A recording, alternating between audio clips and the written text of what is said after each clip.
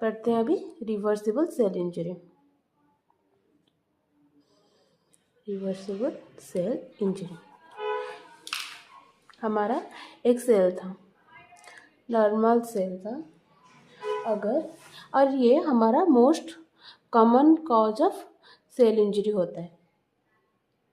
Hypoxia हुआ, hypoxia अगर होता है तो क्या होगा, सेल का इंजरी हुआ। सेल का इंजरी होने से माइटोकॉन्ड्रियल डिसफंक्शन हो जाएगा। माइटोकॉन्ड्रियल डिसफंक्शन हम पढ़े थे पहले से ही।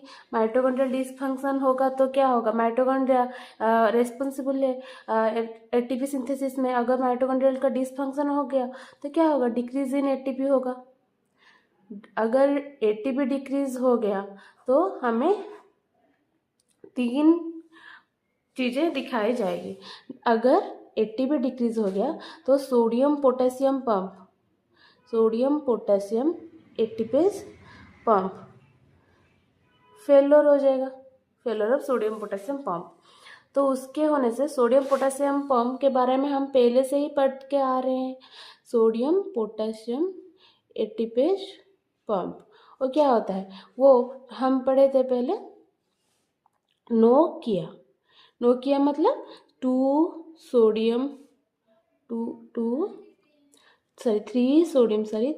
सोडियम आउट 2 पोटेशियम, नोकिया इन।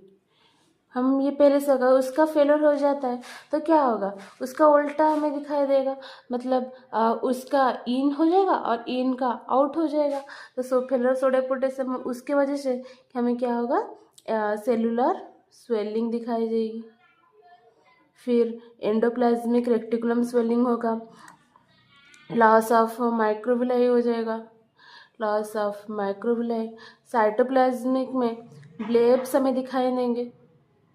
फिर माइलिन फिगर्स, ये माइलिन फिगर्स क्या होता है हम अभी पढ़ेंगे, हो गया।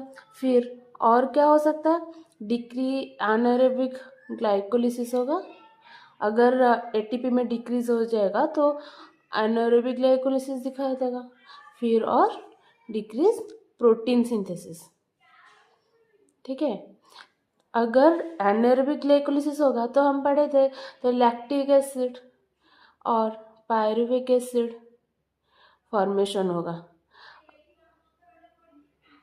उसकी वजह से अगर एसिड फॉर्मेशन हो रहा है तो हमारा पीएच एसिडिक हो जाएगा, एसिडिक पीएच, जिसकी वजह से न्यूक्लियर क्रोमैटिक